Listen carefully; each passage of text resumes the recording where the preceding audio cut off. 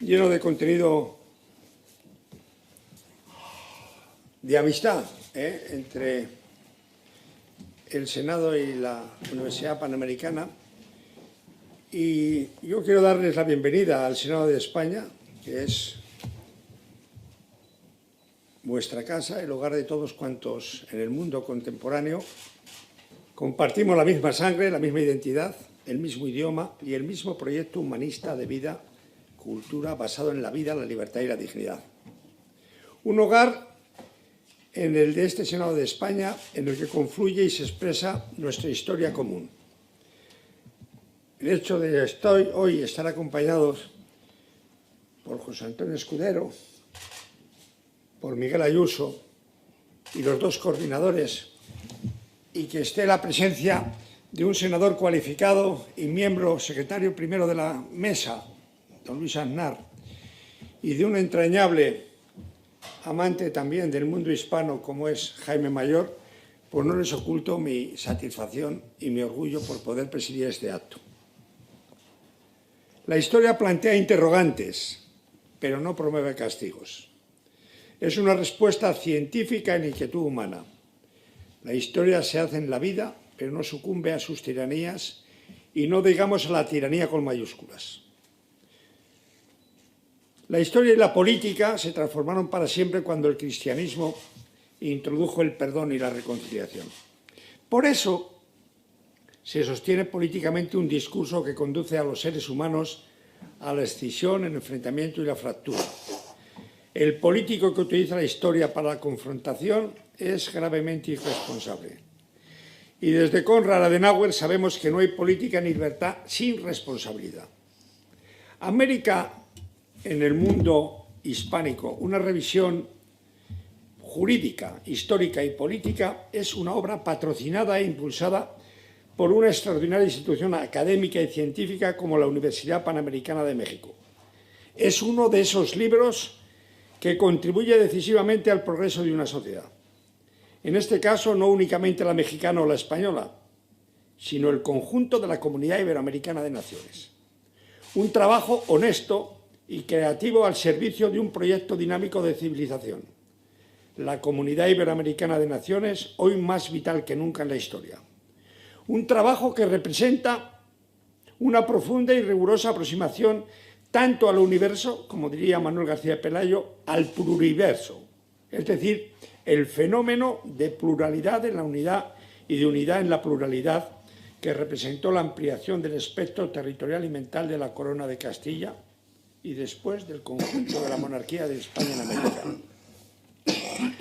4 bloques temáticos permiten un recorrido detenido por 4 grandes hitos para la reflexión. El marco local de civilización de la América española en sus primeros años, el proceso de inculturación del mundo hispánico en ultramar y el esplendor de la monarquía hispánica en América y los problemas filosóficos y políticos que en nuestros días plantea la hispanidad.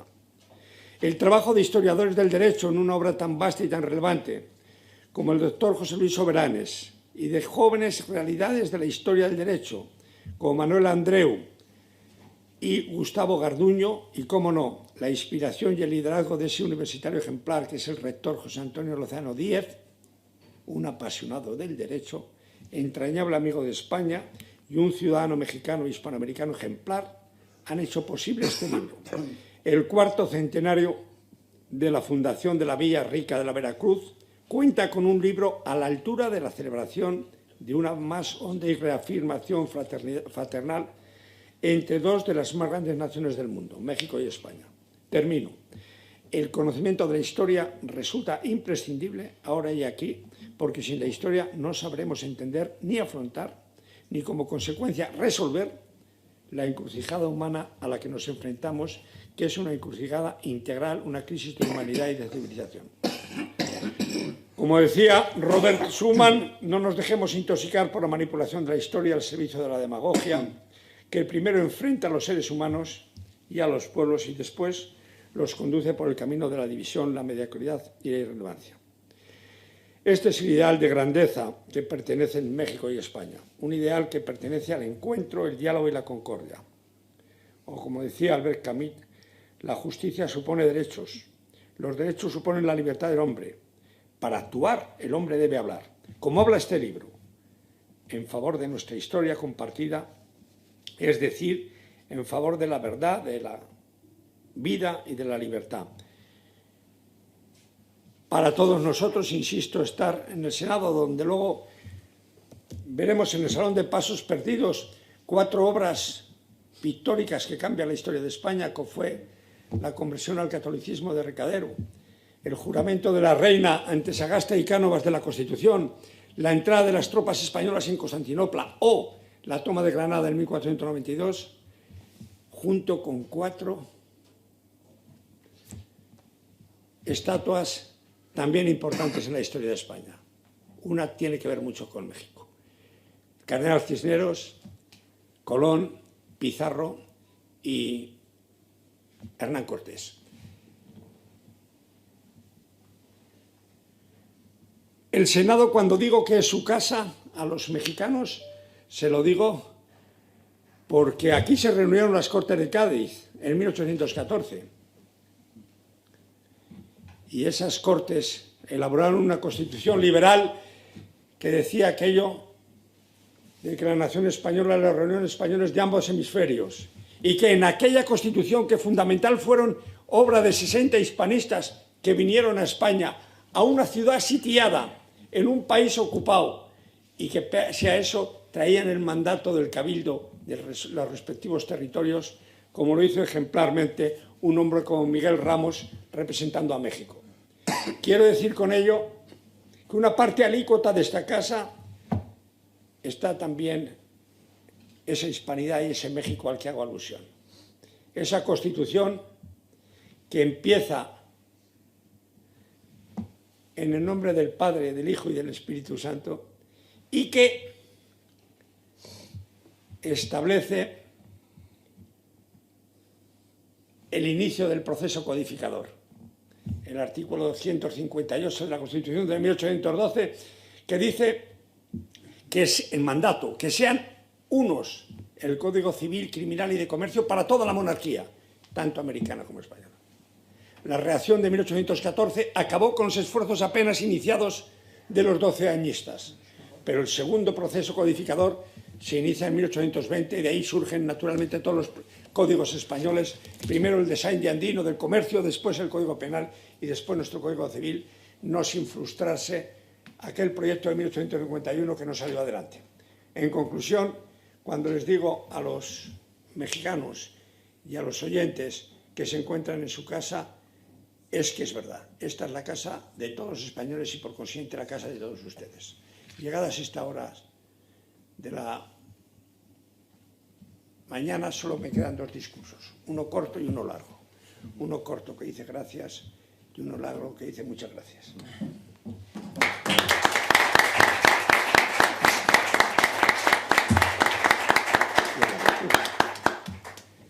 Tiene la palabra el coordinador de la obra, don Gustavo.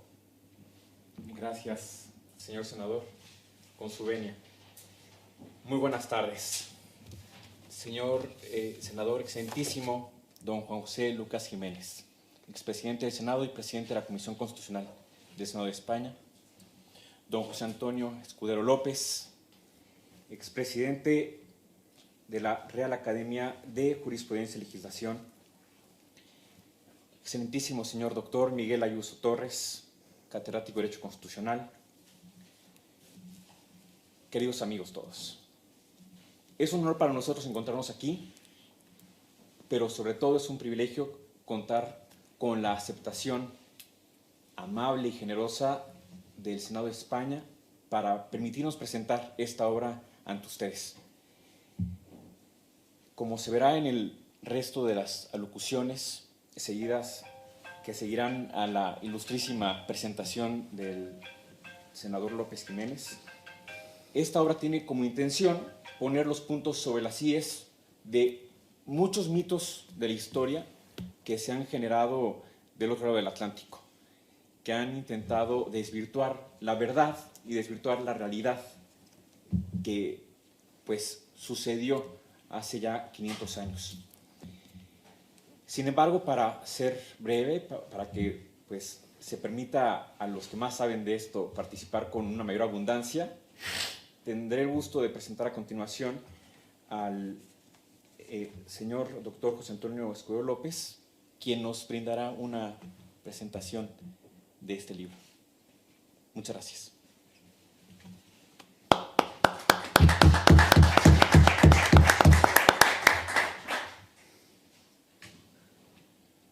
Bueno, muchas gracias. Perdón, muchas gracias en primer lugar al presidente Juan José Lucas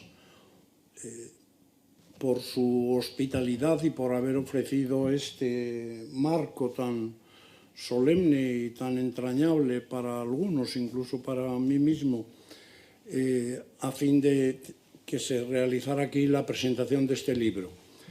Y muchas gracias también a los organizadores que a mí me comunicaron que debía hablar, de hacer una introducción, puesto que se conmemora el 5º centenario de la aparición del primer municipio en América, hacer una ligera introducción sobre la historia del municipio, sobre los precedentes. Esa ligera introducción iba a ser de 5 minutos, creo que luego me han regalado 2 o 3 más, pero en fin, yo voy a intentar dar unas pinceladas sobre la evolución del municipio desde el principio hasta América. Una reivindicación del municipio hoy día es además importante porque en medio del relumbrón del Estado, que es una entidad omnipresente, y por otra parte del relumbrón también de la administración territorial, de las comunidades autónomas que están siempre en el propio debate político, pues sucede que el municipio queda un poco en la sombra, es decir, que queda injustamente postergado. Desde el principio, es decir, desde la época romana, ¿qué reflexiones cabe hacer? Pues de entrada decir que la civilización grecolatina fue una civilización asentada sobre el régimen municipal, sobre esas ciudades en Roma que se creaban, o bien las que se creaban de nueva planta, las llamadas colonias, que creaban unos senadores que acudían al campo donde la ciudad se iba a construir y trazaban una raya de este a oeste y otra de norte a sur. En el centro quedaba la plaza, porque, como dijo Ortega, fundar una ciudad era fundar una plaza, y fundar una plaza que era la base, por otra parte, del municipio que allí se erigía. En cambio, la civilización semítica fue una civilización más intimista. La civilización semítica exalta la casa, y se está dentro de casa, y la virtud propia de esa civilización es la hospitalidad, y la hospitalidad es recibir a alguien en su casa, mientras en cambio el rasgo característico de la civilización romana en este sentido es la urbanidad, es decir, salir de casa y encontrarse con otros que han salido a su vez de sus casas para una convivencia que tiene su base en el municipio. Ese municipio romano avanzó en el tiempo y llegará un momento, luego viene la etapa visigoda, que se plantea en España, en concreto, los orígenes del municipio medieval, es decir, el municipio que vemos en la Edad Media, ¿de dónde ha aparecido? El municipio que vemos en la Edad Media, después de la etapa visigoda y prácticamente también después de la conquista musulmana. ¿De dónde ha nacido? Bueno, pues hubo una teoría clásica que fue la llamada teoría romanista, que enlazaba el municipio romano con el municipio medieval. Es decir, la presencia de algunos nombres como defensores, curatores, etcétera, en los textos medievales daba a entender que el municipio romano había llegado hasta allí. O sea, esa sería la esencia de la teoría romanista contra la que se enfrentó de manera radical y brillante nada menos que don Claudio Sánchez Albornoz, que escribió una obra cuyo título no requiere ninguna explicación: Ruina y extinción del mundo romano e instituciones que lo reemplazan. Es decir, la tesis de Sánchez Albornoz es que en el siglo VI el municipio que se había heredado de los romanos entró en un declive acentuado y sencillamente en el siglo VII desapareció. Realmente la tesis romanista era muy atrevida, porque la tesis romanista venía a sostener nada menos que el municipio romano había pasado a la Edad Media, mantenido durante toda la presión musulmana, cuando los cristianos vivían dentro del Islam, mantenido por los mozárabes. Ciertamente que unas personas que viven en una civilización distinta mantengan su lengua es explicable o más comprensible. Más difícil es pensar que mantengan además una cosa como el municipio, que es una organización política. Pero en fin, la tesis romanista, por tanto, quedó apartada y surgieron nuevas explicaciones de dónde había venido o cómo había surgido ese municipio medieval por parte de los estudiosos germanistas, por parte de los historiadores alemanes, etc.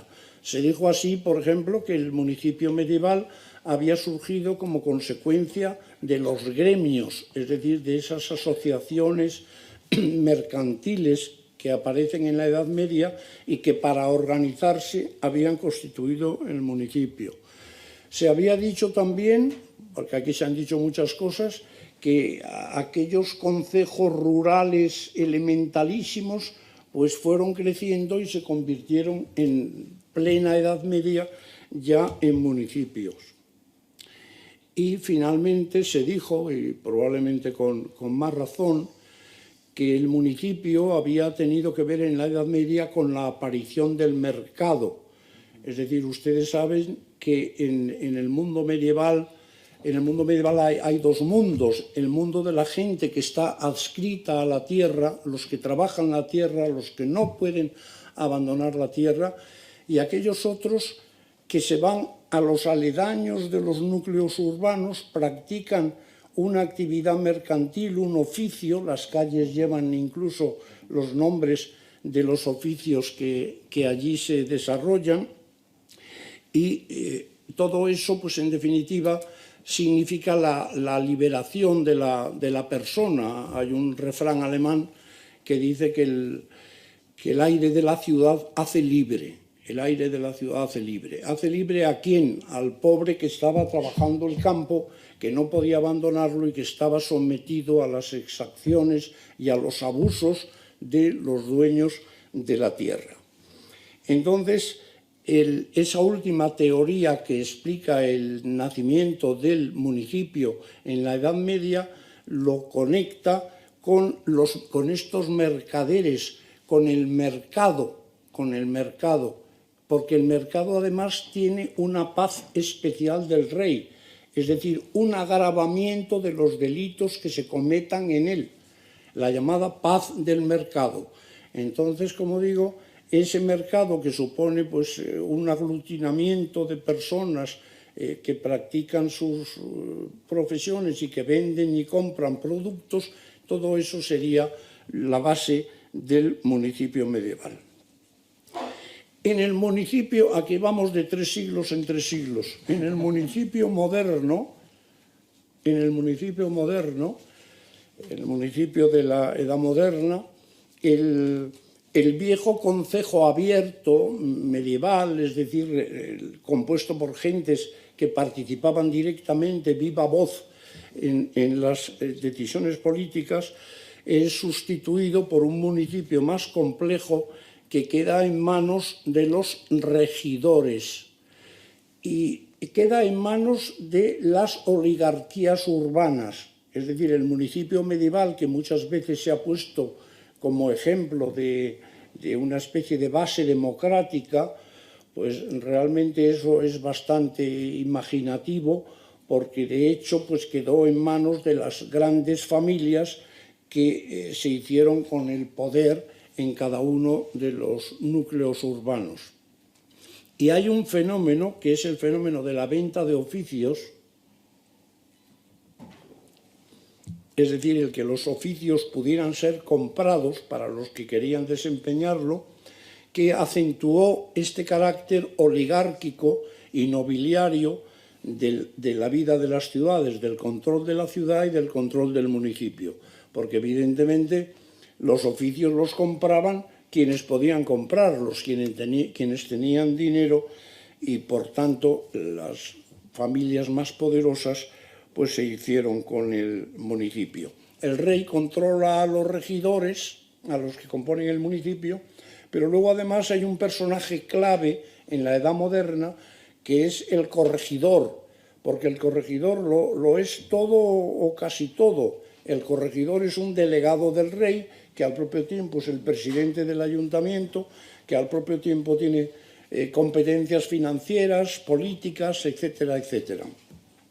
En ese municipio moderno, que es más o menos siglos XVI y XVII, cuando llegue el siglo XVIII, la segunda parte del siglo XVIII, en ese municipio, digamos, controlado por las oligarquías locales, entra una especie de bocanada de aire fresco, de aire democrático, si quieren ustedes, con las reformas de Carlos III. Carlos III, aparte de otras cosas, fundamentalmente lo que hizo fue crear unos puestos, el síndico personero y los llamados diputados del común, que eran un poco como representantes del pueblo. Es decir, esta gente venía a, digamos, a arrumbar a aquellos regidores oligarcas que controlaban todos los puestos y a echar allí, digamos, algo de espíritu democrático. Eso ha sido siempre muy bien visto. Ya saben ustedes además que Carlos III pues es un rey con muy buena prensa y que nadie se atreve a criticar a Carlos III, pero en lo que respecta a estas reformas municipales, a estos diputados del común, a este síndico personero, se democratizó verdaderamente el municipio. Bueno, pues hay que decir que sí y no, que según y cómo. Porque esos diputados del común que entraron en el municipio a echar a los viejos regidores, oligarcas y nobles, enseguida quisieron ser como ellos. Tenemos un caso en Palma de Mallorca en concreto, en que un tejedor, un calderero, un carpintero y un tonelero fueron nombrados diputados del común. Entra el pueblo, entra la democracia. Bueno, pues estos señores, en el momento que llegaron, lo primero que hicieron fue pertrecharse de espada, que era el símbolo de la hidalguía, y el tonelero desde entonces usó peluca. Termino porque dejo esto ya en el municipio indiano, muy importante, con una característica que es que los regidores se hicieron vitalicios y sobre todo, para concluir, señalar que en la etapa de la independencia, en el proceso independentista, los municipios desempeñaron un extraordinario papel, porque en medio de la confusión, del caos y del desorden consiguiente a estos procesos, los municipios prácticamente encarnaron la transición política y sobre todo encarnaron el mantenimiento de la legalidad. Nada más y muchas gracias.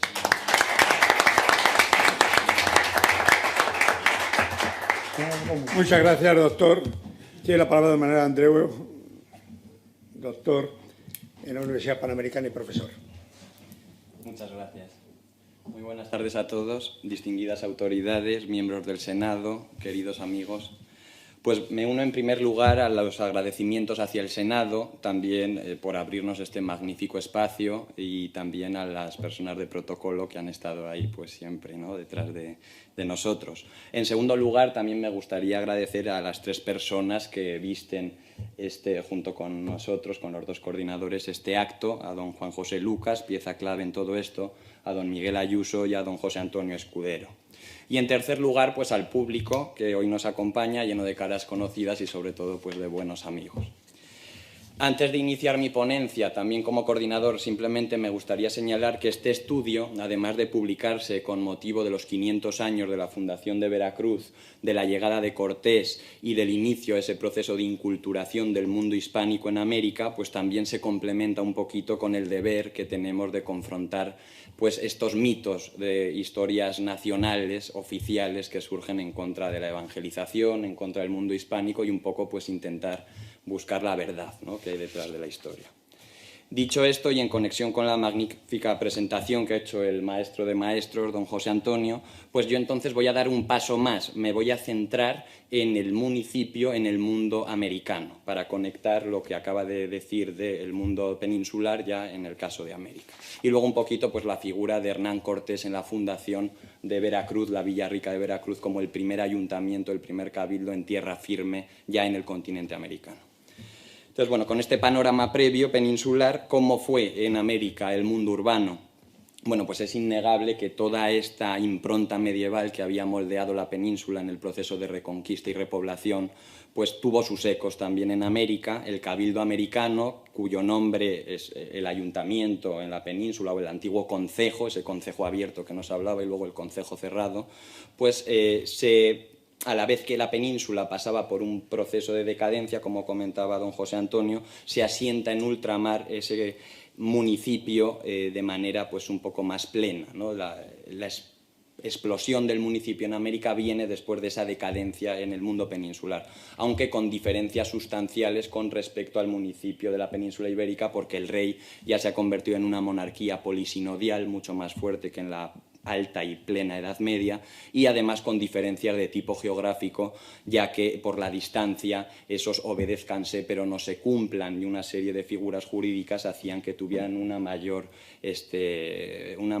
libertad, por así decirlo. Bueno, en palabras de Juan de Solórzano y Pereira, este importante jurista de finales del XVI y principios del XVII, dice: en las Indias debía implantarse el modelo previo al corregimiento para elegir de entre sus propios vecinos los alcaldes y jueces ordinarios. Por cierto, Juan de Solórzano el Cabildo lo incluye como la primera institución, la más importante, por delante del virreinato y por delante de la audiencia. Quiere decir que el núcleo fundamental de la vida política en América era el municipio, como ha señalado el doctor. Puebla de Los Ángeles, la ciudad de Puebla de Los Ángeles, está constituida mediante Carta Puebla, es decir, mediante estas fórmulas jurídicas alto y pleno medievales que eran los fueros. Asimismo, el sistema municipal de la monarquía hispánica, monarquía católica, imperio español, monarquía española, puesto que España todavía no es una nación política, además de configurar la organización política de los españoles, también influyó con la misión evangelizadora. Por eso los naturales, los indios de América, tenían repúblicas de indios y los españoles repúblicas de españoles. Estas primeras, las repúblicas de indios, contaban con su propia nobleza, sus propios cargos, sus propias tierras, y pues esto no está de más recordar que en los 300 años del virreinato todas estas posesiones se mantuvieron, y que fue en el siglo XIX cuando los indígenas, pues no hay que irnos mucho más allá, pero en Argentina el general Roca, en Estados Unidos Benito Juárez, etcétera, etcétera, pues fueron cuando los indígenas sufrieron los mayores atropellos, y no en el virreinato. Por lo que hay que entender que la fundación de ciudades en América es un proceso de realidades políticas. Esto también lo comentó al inicio autores como Fernández de Oviedo, el Fuerte de la Navidad de Colón. Un poco el municipio en América era más parecido a la antigua urbe romana, ese Cardum y Decumanum, con el foro, asentamiento militar, pero con una salvedad y una particularidad, que eran las capitulaciones de Santa Fe de la Vega de Granada. Entonces, desde el inicio, ya 1490, 2 años antes de que se tome Granada, ya tenemos un esquema de cómo hay que poblar América, y con o las Indias, en ese caso, con ese modelo de evangelización y de llevar la civilización al otro lado, ¿no?, más allá, a las Indias. Luego se empiezan a desarrollar una serie de normativas con Pedrarías Dávila y otros conquistadores, pero el título séptimo de la Ley Primera de la recopilación de las leyes de Indias es donde ahí aparece detalladamente cómo hay que fundar municipios. En primer lugar, hallar una localización idónea, una proximidad portuaria, fáciles comunicaciones. Si el municipio está cerca de la costa, tiene que estar en una fortaleza, en un alto, disponer de agua potable, bosques, tierras para cultivo, lugar protegido militarmente y buen clima. Este carácter militar primigenio del municipio ya va pasando a un planeamiento urbano mucho más desarrollado, y en estos cuerpos intermedios y estructuras, desde las fortalezas militares hasta las reducciones jesuíticas, pues ya se ve un modelo de organización en todo el mundo americano. Dice también que se poblaran, asentaran y perpetuaran las nuevas tierras descubiertas. Entonces, las ciudades podían tener una finalidad diferente, unas mercantiles, otras podían ser defensivas, pero todas tenían esta finalidad desde el inicio, como digo. Entre 1522 y 1573 se alcanzó el mayor florecimiento urbanístico municipal en la monarquía hispánica. En apenas 50 años, más de 200 ciudades de nueva planta se erigen en el norte, y hasta el siglo XVIII 339 ciudades en todo el cono suramericano.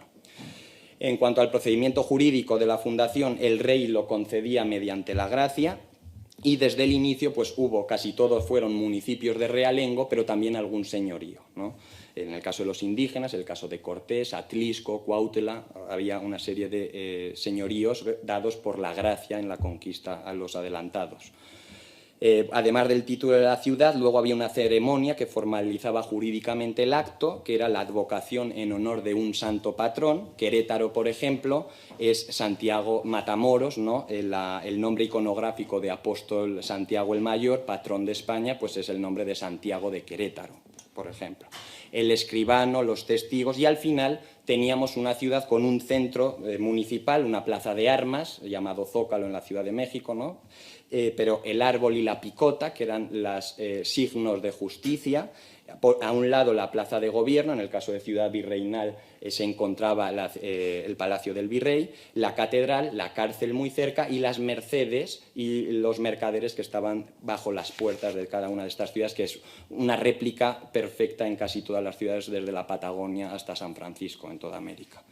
Y bueno, ya concluyendo, como comentaba también don José Antonio, con el paso del tiempo hubo una venta de oficios. En 1636 ya hay cargos que se empiezan a vender. Entonces aquí habría que diferenciar esa primera etapa con Carlos V, las mercedes reales que se ceden, a una etapa de la venta de oficios por cuestiones económicas, porque, como decía Palafox, siglo XVII, 1640, ese era el peor año que había sufrido la monarquía hispánica, ¿no? Bueno, luego vendrían otros mucho peores, yo creo, en el siglo XIX. Pero el Cabildo, pues ya concluyendo mi intervención, el primero que se funda en tierra firme no es el de Veracruz, pero hoy sí es el más antiguo. Es decir, antes del Cabildo de Veracruz se fundó el de Belén, se fundó el de la antigua Darién, el de Panamá. Por ejemplo, el de Panamá, con el capitán Morgan, es quemado. Entonces, por eso hoy no cumple 500 años, porque Panamá la Vieja se traslada luego a otro lugar. Y el asentamiento de Veracruz, el primer asentamiento, hoy cumpliría 500 años, pero el actual pues no está exactamente donde desembarcó Cortés el 22 de abril de 1519. Entonces, bueno, este es un poco el acto. Cortés hace una jugada muy inteligente porque Diego Velázquez, gobernador de Cuba, se desliga de su autoridad al fundar un cabildo con una jurisdicción y una legitimación que le da las fuentes jurídicas medievales. Carlos I tampoco puede hacer nada contra eso. Entonces Cortés sabía lo que hacía muy bien, y a raíz de ello se inicia ese mecanismo jurídico en toda Mesoamérica de la fundación de ciudades ya en el norte de América. Grijalva había llegado a Tabasco, pero pensaba que era una isla, y, como digo, Pedrarías a Panamá, y todas estas sucumbieron antes de estos 500 años. En el caso de Veracruz, el gobernador de Cuba manda a Cortés a Cozumel, él se va hasta Veracruz, y entonces, mediante 11 naves, 400 soldados, 200 indígenas, 32 caballos y 10 cañones, el 22 de abril de 1519, esta semana próxima, en el calendario juliano, bueno, ahí habría un matiz en tiempo, pero desembarca en los arenales de Chalchihuecan, actual San Juan de Ulúa, Y luego el 22 de mayo se funda el Cabildo mediante un escribano público, Diego Godoy, unos testigos y luego 2 alcaldes, que son Alonso Hernández Puertocarrero y Francisco de Montejo, muy conocido en la ciudad de Mérida. El día de la Villa Rica, de la Vera Cruz, de la verdadera cruz, esto tomado por el símbolo de Constantino, ¿no? Y Santa Elena, por el tema también de que en Medellín pues, es una figura adorada. Ya formalizada la ficción legal, pues fue una obra maestra la que hace Cortés, porque, como digo, se desliga y a la vez se le nombra capitán general y justicia mayor. Y a partir de aquí, pues bueno, vendría una historia bastante larga con Cortés, pero yo lo voy a dejar para no acaparar más tiempo. Muchas gracias.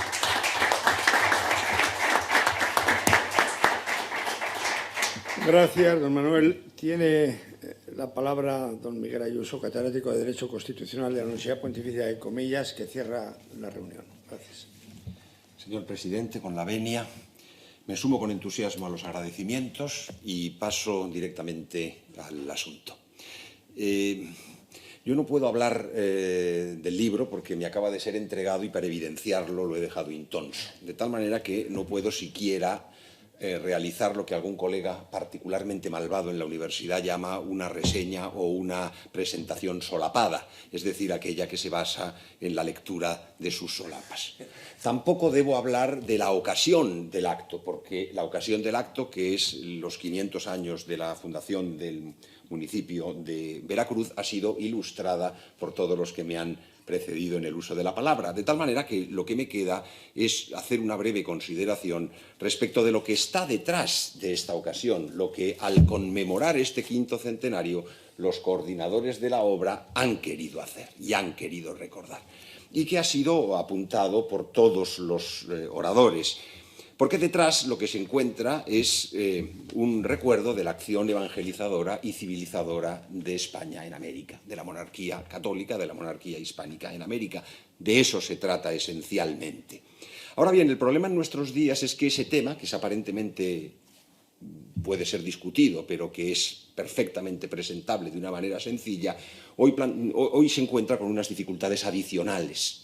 Y no me refiero solamente a algunos juicios insolventes o a algunos gestos destemplados, me refiero a una ideología que está en el fondo y que supera con mucho lo que fue la leyenda negra de otros tiempos para entrar en lo que podría ser una propia ideología, es decir, una visión falsa de la realidad que se caracterizaría en primer lugar por el multiculturalismo y en segundo lugar por la posverdad. Mientras que el multiculturalismo es una cesión de la axiología a la sociología, y por tanto lleva derechamente al nihilismo a través del relativismo, ya sé que esto requeriría un desarrollo mayor, y en cuanto a la posverdad se ha venido a sumar respecto de este panorama ideológico últimamente a través de este concepto acuñado por Ralph Keyes en 2004 y convertido en la palabra del año en el año 2016, nada menos que por el diccionario de Oxford, que añade todavía un complemento moral al asunto al decir que cualquier intento de explicación de la verdad o de penetración de la verdad implica necesariamente algo odioso, algo generador de conflicto, algo que debe ser evitado. Claro, desbrozado este asunto, y si vamos al corazón, en 2 palabras, en 2 pinceladas, de lo que está detrás de este libro, que es la acción evangelizadora y la acción civilizadora de España en América, esto nos lleva al moto de la monarquía federativa y misionera. Eso es la monarquía católica. Monarquía misionera, porque la acción misional es lo que caracteriza en buena medida toda la acción de España en América. El gran historiador argentino Vicente Sierra habló del signo misional de España en América, y el gran historiador jesuita, el padre Constantino Baile, habló precisamente de una expansión misional. Pero en ambos casos, y en una buena parte de los grandes historiadores que se han ocupado del periodo, la palabra misión aparece como prolongación del espíritu de cruzada, que es lo que se caracteriza la conquista y evangelización americana una vez completada la reconquista peninsular. Y en segundo lugar, respecto del carácter federativo, el carácter institucionalizador que está detrás. porque la fundación de municipios, como la estructura virreinal o la estructura de las audiencias o de las capitanías generales, solamente se explica por una huida del modelo puramente de explotación colonial. Cuando otro historiador argentino, Ricardo Levene, escribió el famoso libro Las Indias no eran colonias, lo que estaba subrayando era precisamente esta dimensión institucional. Bien, don Marcelino Menéndez y Pelayo, en su Brindis del Retiro de 1881, habló años antes de ser miembro, de pertenecer a esta institución, porque si yo no recuerdo mal, don Marcelino a partir de 1893 y hasta casi su muerte, él muere en el 12 y pienso que fue senador hasta el 11, ocupó puesto de senador prácticamente sin solución de continuidad en esta Cámara. Don Marcelino, en su Brindis del Retiro, en una de las cosas por las que levanta su copa es por el municipio español, ese municipio que él califica, de acuerdo con la posición romanista, como hijo predilecto del municipio romano y que dice que es la expresión de la verdadera, legítima y sacrosanta libertad española. Esa legítima, verdadera y sacrosanta libertad española que constituye una senda por la que el no menos ilustre Silvio Zabala dijo que era la senda hispana de la libertad por el que debíamos transitar. Doy la enhorabuena a los coordinadores de la obra y agradezco al Senado una vez más su acogida a este acto. Muchas gracias.